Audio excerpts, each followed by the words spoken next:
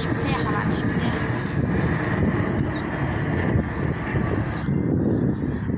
بسم الله الرحمن الرحيم.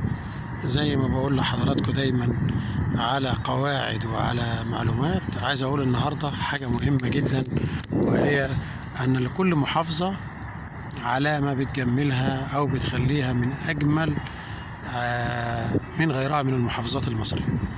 لو قلنا الاسكندرية هنقول اسكندرية جميلة بالبحر، اسكندرية جميلة بالقلعة، ببعض الأماكن السياحية الأثرية. لكن إذا قلنا القاهرة العاصمة فإن الأهرامات ونهر النيل من أجمل ما يكون.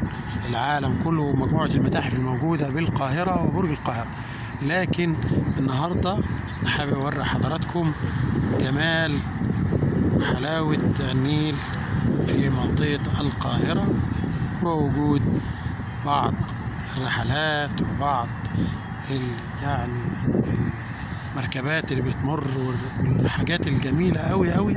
إن هذا المكان يعني عالميا الناس عارفة يعني إيه نهر النيل، لكن للأسف ولادنا وأطفالنا ما يعرفوش أن القاهرة جمالها وتزينها بنهر النيل وبالأهرامات وأبو الهول، وطبعا بعض المتاحف المعروفة عالميا.